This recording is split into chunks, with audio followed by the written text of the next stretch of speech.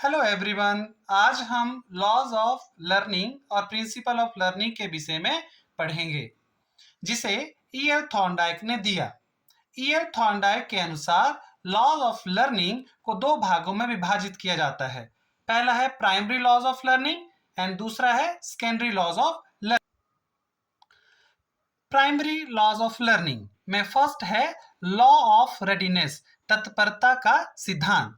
अर्थात अधिगमकर्ता लर्नर जितनी तत्परता से सीखने की कोशिश करेगा उतनी जल्दी वो संप्रत्यय को सीख पाएगा। सेकंड है लॉ ऑफ एक्सरसाइज, अभ्यास का नियम। अर्थात अधिगमकर्ता लर्नर जितनी ज्यादा बार प्रैक्टिस करेगा उतनी ज्यादा बार वो जल्दी से उस कंसेप्ट को सीख पाएगा। इसके अंतर्गत दो लॉ आते हैं। पहला है लॉ ऑफ यूज और लॉ ऑफ डिसयूज। जिस चीज की उसकी लाइफ में इंपॉर्टेंस होगी, उपयोगिता होगी, वो उसको सीखेगा, और जिसकी लाइफ में उपयोगिता कम होगी उसको वो नहीं सीखेगा। थर्ड है लॉ ऑफ इफेक्ट, अर्थात प्रभाव का नियम। इसमें हम उन एक्टिविटीज को शामिल करते हैं जिसका प्रभाव उसके जीवन में है या उसकी उपयोगिता है। वो उन चीजों को जल्दी सीख लेता है, और जिनकी उपयोगिता नहीं है वो उन चीजों को नहीं सीखता है या देर से सीखता है।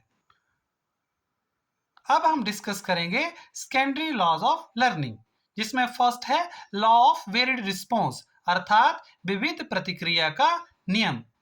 इसमें लर्नर या अधिगमकर्ता जब विभिन्न रिस्पॉन्स करता है या ट्रायल एंड एरर की हेल्प से वो संप्रत्यय को सीखने की कोशिश करता है। दूसरा है लॉ ऑफ सेट और एटीट्यूड, अर्थात दृष्टिकोण का नियम।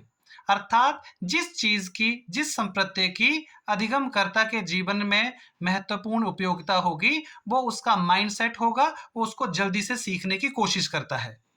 थर्ड है लॉ ऑफ पार्शियल एक्टिविटी, अर्थात आंशिक क्रियात्मकता का नियम।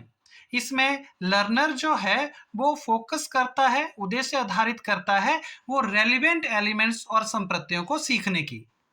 फिर है लॉ ऑफ एसिमिलेशन। एसिमिलेशन का अर्थ है कि जो उसके पास्ट एक्सपीरियंसेस हैं वो नए ज्ञान को अर्जित करने में उसकी हेल्प करते हैं।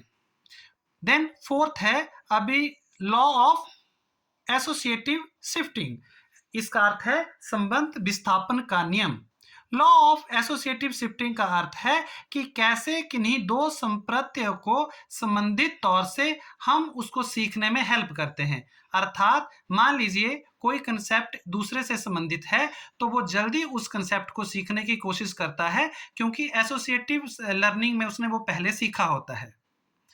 अंत में हम कह सकते हैं कि जो लॉ ऑफ लर्निंग है वो थॉर्नडाइक के अनुसार दो भागों में विभाजित होते हैं, primary law of learning and secondary laws of learning. Thank you.